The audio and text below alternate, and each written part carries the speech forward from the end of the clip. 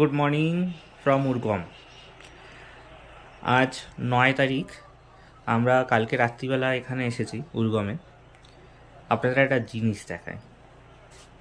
ভাবুন, আপনারা রাত্রিবেলা শুলেন এই বিছানায়, সকালবেলা পেলেন বেডটি, আর দরজাটা খুলে যখন আপনি দেখবেন, কি দেখবেন?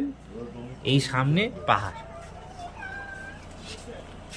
পাহাড়, সামনে ঝর্ণা, কল কল করে শব্দ করা নদী, আর এই ছোট্ট গ্রাম উরগম। সামনে চাষ হচ্ছে, এই সাইডে চাষ হচ্ছে, ওই সাইডে চাষ হচ্ছে। একটা অসাধারণ গ্রাম এই একটা উরগম।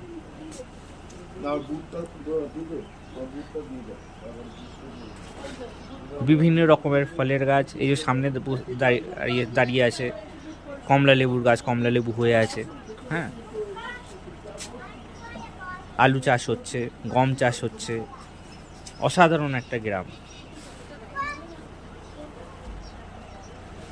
দেখুন,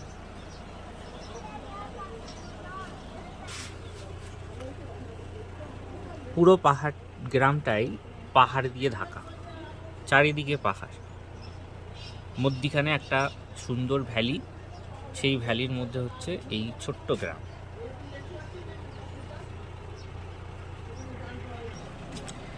আর এই গ্রামের মানুষজন খুবই ভালো, আতিথেয়তা এদের খুবই সুন্দর। তো প্রথমেই আমরা বেরিয়ে পড়লাম আমাদের প্রথম গন্তব্যস্থল ধ্যান বদ্রীতে। তো এই ধ্যান বদ্রী, এই দেবগ্রাম বা উরগম ভিলেজ, যার মধ্যে দিয়ে আমরা এখন হেঁটে চলেছি, সেখানে অবস্থিত। আমরা যে হোমস্টেটাতে ছিলাম তার থেকে ওই 1 কিলোমিটার মতন, 1 বা 1.5 কিলোমিটারের মতন হাঁটা পথে অবস্থিত ছিল। তো সবাই আমরা এখন বেরিয়ে পড়লাম ধ্যানবদ্রীর উদ্দেশ্যে। ধ্যানবদ্রী দেখার সাথে সাথে পুরো গ্রামটাকেও আমরা এক্সপ্লোর করব। আপনারা দেখতেই পাচ্ছেন যে চারিদিকের পরিবেশটা কতটা সুন্দর। বিভিন্ন রকমের শাক সবজি, ফল, এখানে যেরকম যব চাষ হচ্ছে, ঠিক তেমনভাবে আলু এবং অন্যান্য যে ফসল এখানে উৎপাদিত হয়, এবং যেগুলি কোনো কীটনাশক বা কোনো রকমের পেস্টিসাইড ছাড়াই তারা এখানে উৎপন্ন করেন। রাস্তাটা একটু খারাপ ছিল, কিন্তু ভালো, মানে খুব একটা যে অসুবিধা হয়েছিল সেরকম নয়। চারিদিকে পাহাড় ঘেরা, শান্ত, নিরিবিলি, নিস্তব্ধ একটি গ্রাম। খুব বেশি হলে এখানে ওই 200-300 লোক হয়তো বসবাস করে। আমরা এখন যাচ্ছি ধ্যান বদ্রী দর্শনে উরগম গ্রামের মধ্যে দিয়ে। যেরকম পঞ্চকেদার আছে, পঞ্চবদ্রীও আছে। সেই পঞ্চবদ্রীর এক বদ্রী, আসল বদ্রী যেটা, সেটা তো দর্শন করা হয়ে গেছে। এখন আমরা যেখানে যাচ্ছি সেটা হচ্ছে ধ্যান বদ্রী, যেখানে শ্রী বদ্রীনাথ ধ্যানে বসেছিলেন। সেই ধ্যান বদ্রীতে আমরা এখন যাচ্ছি।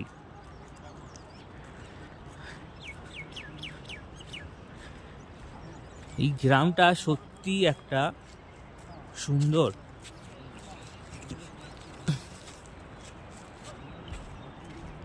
দেখুন, চাষবাস হচ্ছে। আমি বলবো আপনাদেরকে যে এই গ্রামে এসে অন্তত 2-5টা দিন থাকুন, দেখবেন আপনাদের যে শরীরের সমস্যা, সেই সমস্যা সব সমাধান হয়ে যাবে, শুধু প্রাকৃতিক দৃশ্য দেখে, আর কিছুই লাগবে না। কি এইগুলো এক রকমের জঙ্গলের বেরি, জংলি বেরি। এই জিজ্ঞেস করে খেতে হবে, সব জিনিস তো খাওয়া যায় না, জিজ্ঞেস করে খেতে হবে। যদি ভালো হয় তাহলে খাবো, এর না পাওয়া যায়, এটা লাল রঙের পাওয়া যায়, ইটের পাওয়া যায়, দেখতে হবে জিজ্ঞেস করে।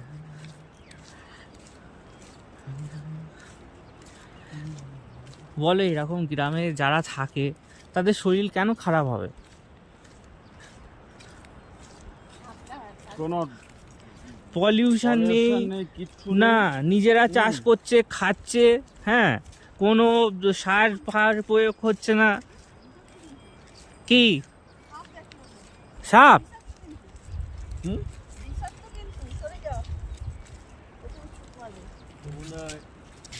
মেরেছে কেউ? না মারেনি।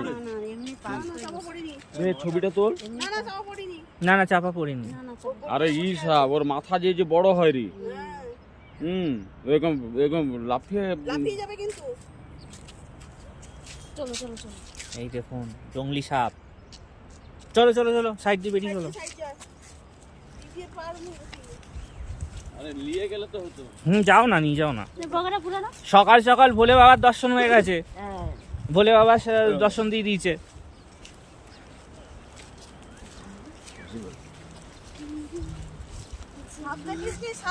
দেখুন শুধু গোলাপ, দেখুন কি সুন্দর গোলাপ হয়ে আছে। হ্যাঁ, এই সাইডে লাইন দিয়ে, আর এদিকে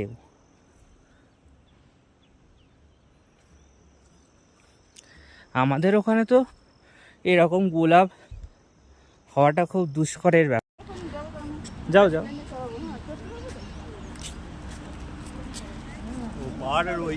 ওদিক দিয়ে যাচ্ছে।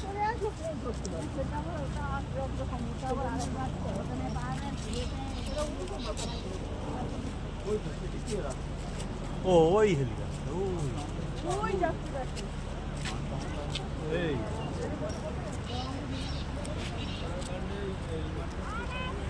কলকলানি শব্দ ঝর্ণার, আর এত সুন্দর মনোরম পরিবেশ।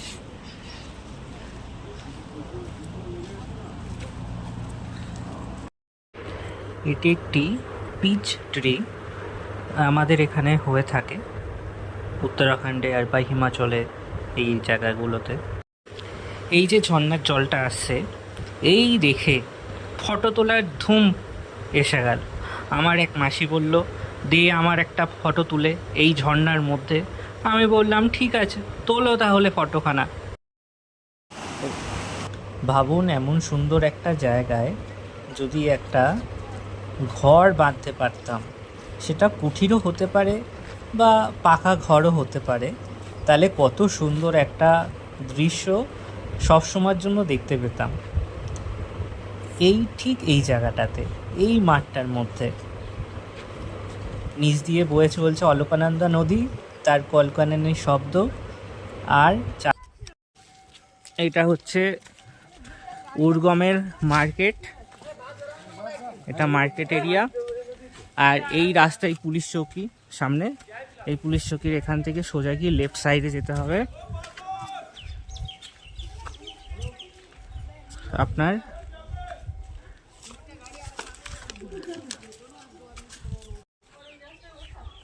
ধ্যান বদ্রির দিকে।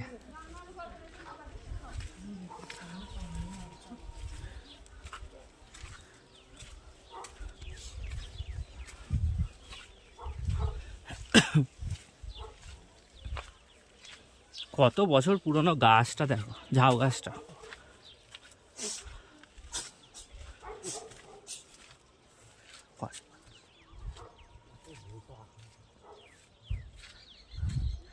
আমাদের সাথে এই যে মিস্টার কালু, ইনিও যাচ্ছেন।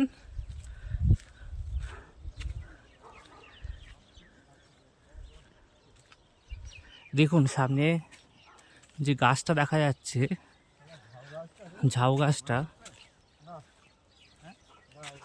কয়েকশো বছর পুরনো মনে হচ্ছে।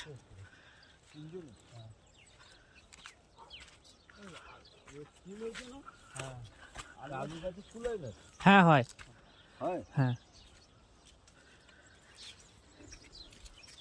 কোন দোকান? ওর বয়স অবধি রাখতে পারলেও ফুল হবে।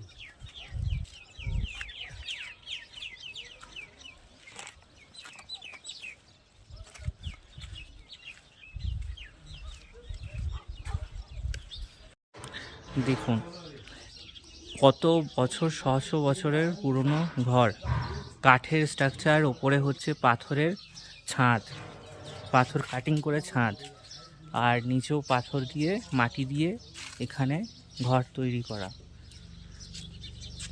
কত সুন্দর কারুকার্য। তাও দেখছিস কাঠে ঘুণ আসছে না, যেমন বরফ পড়ে কিন্তু এখানে। আবার যদি ওকে পালিশ করে রেডি করে দেওয়া যায়, হ্যাঁ, আবার আবার আবার চক চক চক চক। হ্যাঁ, আর এখানে বরফ পড়ে, বরফের সময় বরফের তলায় থাকে। এটা তেজপাতা গাছ। গ্রামের মধ্যে দিয়ে রাস্তা মন্দিরে যাওয়ার জন্য।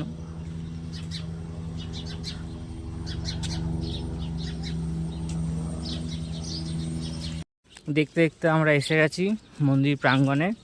এই যে সামনে চূড়া দেখা যাচ্ছে মন্দিরের, ধ্যান বদ্রী। এখানে বদ্রীনাথ ধ্যানে শায়িত, সেই জন্য একে ধ্যান বদ্রী বলা হয়। এছাড়াও আছে বৃদ্ধ বদ্রী। হ্যালো,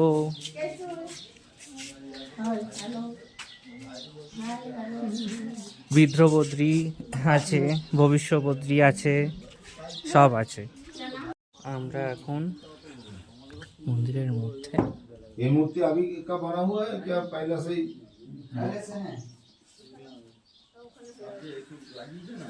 ये कितना साल पुराना मूर्ति है? ये है शंकराचार्य जी आए थे। अच्छा, ये जगह भगवान नारायण ने किसके लिए आए थे? भगवान शिव के लिए। भगवान शिव ने नारायण जी का ध्यान किया था यहाँ। अच्छा, हाँ, पांडवों के आग्रह पर। पंचकेदार की यात्रा हो गई थी ना हाँ, पांडवों की, तो उनपे गोत्रहत्या कुल हत्या का पाप लगा था। उसके निवृत्ति मोक्ष का अधिकारी नारायण जी हैं। महादेव जी ने बोला कि मैं मोक्ष का अधिकारी हूँ, आपको नारायण जी की शरण में जाना पड़ेगा। इसलिए पांडवों ने महादेव जी से आग्रह किया कि आप यहाँ पे नारायण जी का ध्यान कीजिए। अच्छा, ये ऐसा एकमात्र स्थान है जहाँ पंच केदार और पंच बद्री एक साथ हैं।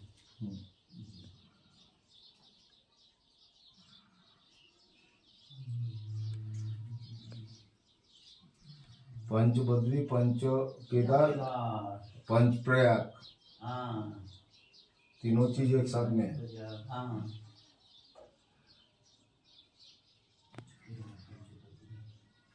बद्रीनाथ से आ गया आप? हाँ, बद्रीनाथ साहब। अब रुद्रनाथ जाओगे? हाँ, आप कहाँ का ट्रैक है? अभी अभी जाएगा इसमें कल्पेश्वर। जी जी जी। कल्पेश्वर होके हम लोग निकल जाएगा तुंगनाथ के लिए। अरे वाह, अब रुद्रनाथ भी जाओगे? रुद्रनाथ हो गए। जी। এখানে দেখলাম আইসিআইসিআই ব্যাংক ফাউন্ডেশনের তরফ থেকে দেবগ্রামে সাস্টেনেবল ডেভেলপমেন্টের জন্য কিছু ফান্ডিং করা হয়, দেখে খুব ভালো লাগলো এই উদ্যোগটা।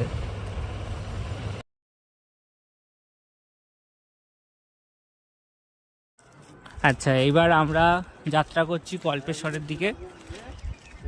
এই রাস্তায় আধা ঘন্টা হাঁটতে হবে।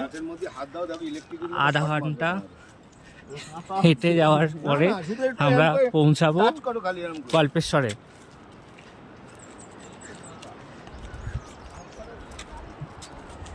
ওই দিক থেকে আমরা ঘুরে আসলাম, ওই সাইডে ছিল ধ্যানবদ্রী, ধ্যানবদ্রী থেকে আমরা ঘুরে আসলাম, আর এই রাস্তা দিয়ে সোজা যেতে হবে কল্পেশ্বরের দিকে। কল্পেশ্বর হচ্ছে পঞ্চকেদারের 5তম এবং শেষতম কেদার।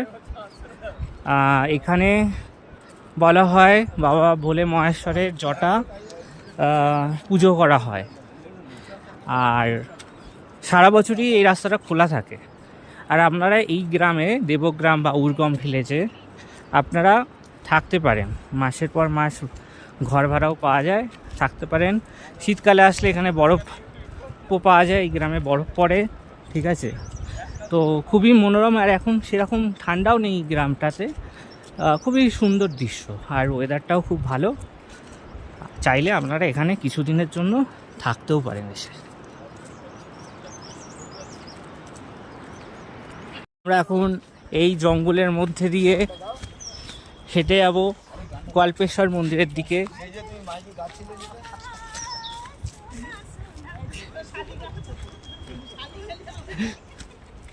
খুব সুন্দর রাস্তা, হ্যাঁ। আর এই পেছনে লোকজন আসছে, আমাদের লোকজন সব।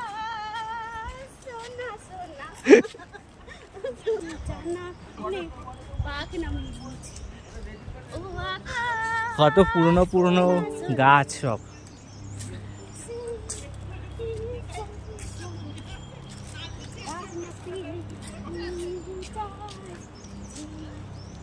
এই তো দেখা যাচ্ছে, পুলটা দেখা যাচ্ছে সামনে।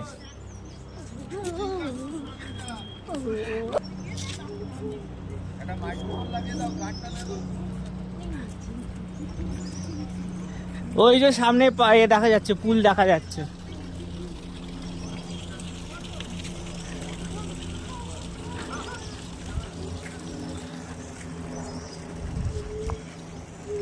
আর এই সামনে দিয়ে ঝর্ণা পড়ছে পাহাড় থেকে, বরফ গলা জলের।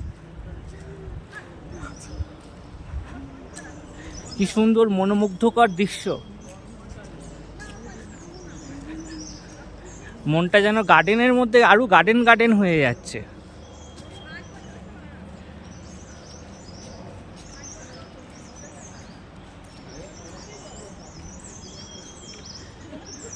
এই জঙ্গলে সেরকম কিছু ভয় নেই, মাঝে মধ্যে একটু ভাল্লুক দেখা যায়, স্থানীয়রা যেটা বলছে। তাছাড়া সেরকম কোনো ভয়ঙ্কর জীবজন্তু জানোয়ার এই জঙ্গলে থাকে না।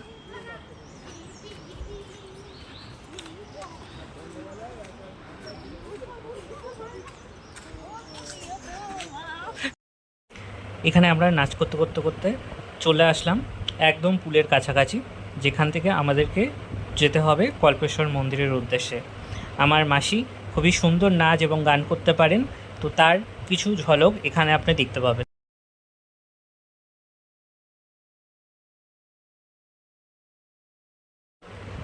তো আপনারা দেখতেই পাচ্ছেন আমরা এখন এই ঝর্ণাটির কাছাকাছি এসে গেছি।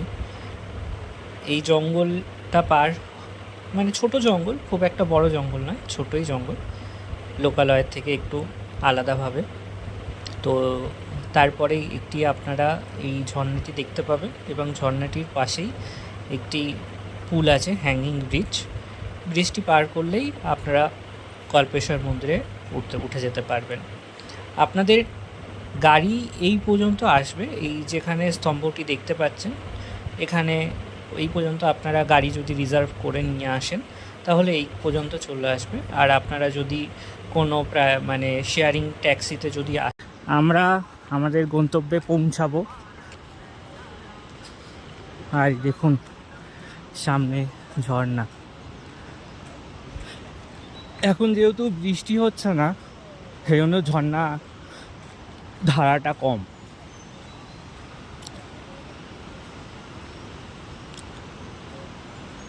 এটা অলকানন্দা নদীতে পড়ছে ঝর্ণাটা।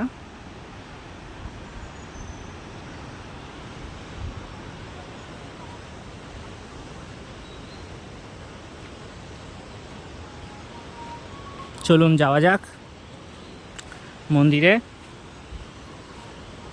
এখান থেকে 300 মিটার।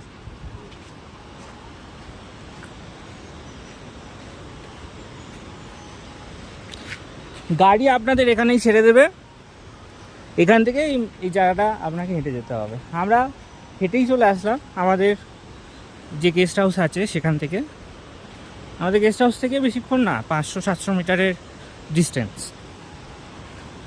আর এই গ্রামের মধ্যে দিয়ে আপনার হাঁটলে আপনার মনে কোনো কষ্ট হবে না।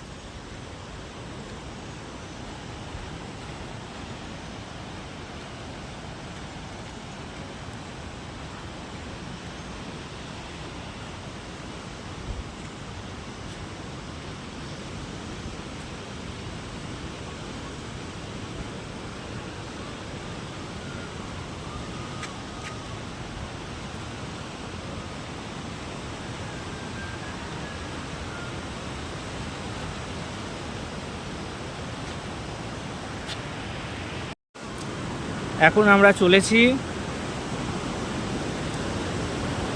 কল্পেশ্বর মন্দিরের দিকে। ওই মন্দির দেখা যাচ্ছে, আর এই অলকানন্দা তার তীব্র গতিতে এগিয়ে আসছে। দেখুন, আওয়াজটা শুনতে পাচ্ছেন তো? এই আওয়াজটা সারা গ্রামকে শোনাচ্ছে। এই অলকানন্দা বলছে আমার উপস্থিতি জানো তোমরা। এটা পুরনো ব্রিজ ছিল, পুরনো ব্রিজটা হয়তো কোনো প্রাকৃতিক দুর্যোগে খারাপ হয়ে গেছে।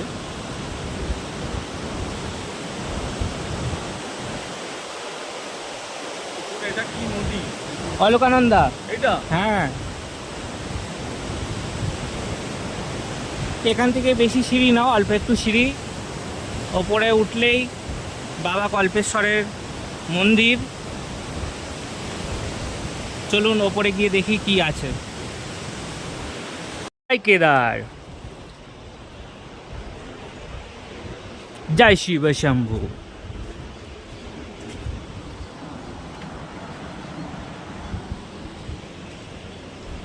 আমরা মেন মন্দিরের কাছে এসে গেছি, আর সাথে পেয়েছি কিছু জংলি স্ট্রবেরি। আমি একটা টেস্ট করলাম। ব্যাপারটা হলো পানসাহেতে কোনো মিষ্টি নেই।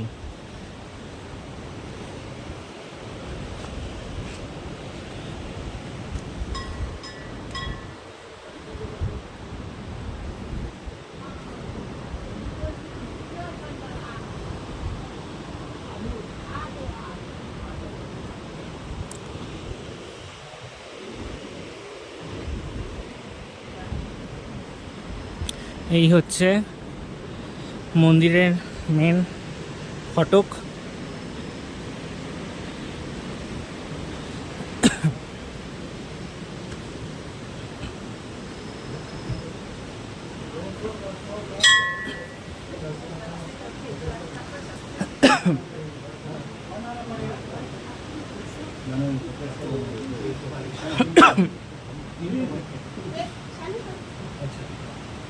এখানে আপনারা 12 জ্যোতির্লিঙ্গ যেটা আছে, 12 জ্যোতির্লিঙ্গ দর্শন করতে পারবেন। এখানে দেওয়া আছে সেটা।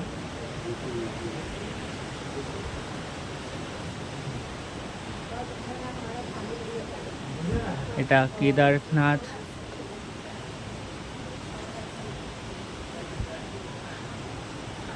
এটা কপিল লিঙ্গ দর্শন।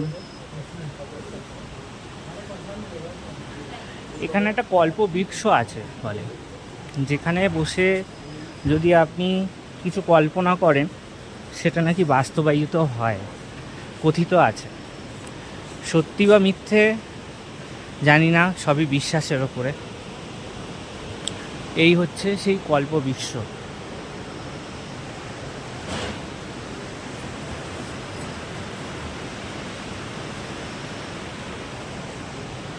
সবাই এখানে মানতও করে। আর এই হচ্ছে শ্রী কল্পেশ্বরের মেন মন্দির। এর আগে আমি ভিডিও করতে পারবো না এবং করাটা উচিত নয়, সেই জন্য এই পর্যন্ত। আমাদের সময় হয়ে গেছে এইবার এই সুন্দর উর্গম গ্রামটিকে বিদায় জানানোর। আমরা সবাই তৈরি হচ্ছি বেরোনোর জন্য।